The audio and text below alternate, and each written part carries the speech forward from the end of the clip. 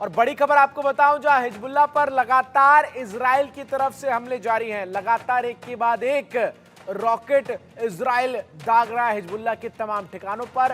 Beirut में Israeli सेना का एयर स्ट्राइक लगातार जारी है और इजराइल का मिसाइल से बिल्डिंग पर अटैक लगातार देखने को मिल रहा है। और इजराइल के हमले में हिजबुल्लाह के कमांडर्स लगातार ढेर हो रहे हैं और एयर स्ट्राइक्स में मारा गया है Mohammad Hasan सरूर।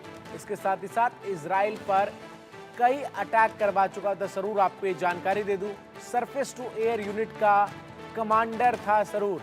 Pin pointed attacks के जरिए इजरायली डिफेंस फोर्स हिजबुल्लाह के तमाम उन बड़े लड़ाकों को आइडेंटिफाई करके खत्म करने पर जुटी हुई है जो हिजबुल्लाह की अलग अलग यूनिट्स को लीड करते थे। रदवान फोर्स के कमांडर की इसी तरीके से एक एयर स्ट्राइक में मौत हुई है। और अब आपको बता दूं कि जो surface to air unit Hezbollah की थी उसके कमांडर सरूर को भी इजरायली डिफेंस फोर्स ने मार गिराया है। तो इजरायली डिफेंस फोर्स लगातार लेबनान में बेरूत में विशेष तौर पर हिजबुल्लाह के जो तमाम ठिकाने हैं वहां पर पिन पॉइंटेड अटैक्स जो है वो करती हुई नजर आ रही है।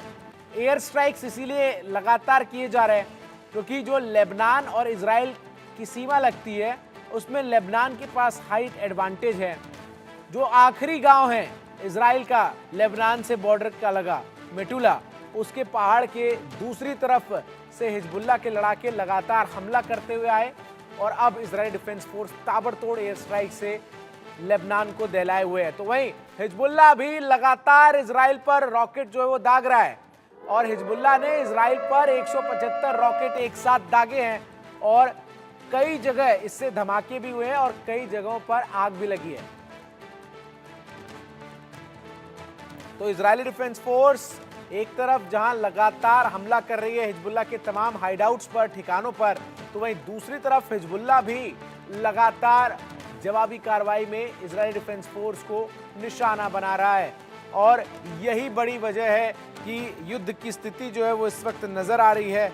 इजरायली डिफेंस फोर्स लगातार अटैक करती हुई नजर आ रही है और साथ ही साथ आपको बताऊं कि जिस तरीके से हिजबुल्लाह के तमाम जो कमांडर्स हैं उनको ढेर किया जा रहा है, पिन पॉइंटेड अटैक किया जा रहा है, ऐसे में अब हिजबुल्लाह भी इजराइल के ऊपर हमले की लगातार कोशिश कर रहा है। लेकिन जो इजरायली डिफेंस सिस्टम है आयरन डोम, वो लगातार हिजबुल्लाह की तरफ से दागे जा रहे रॉकेट्स को इंटरसेप्ट करके हवा में ही मार गिराता है।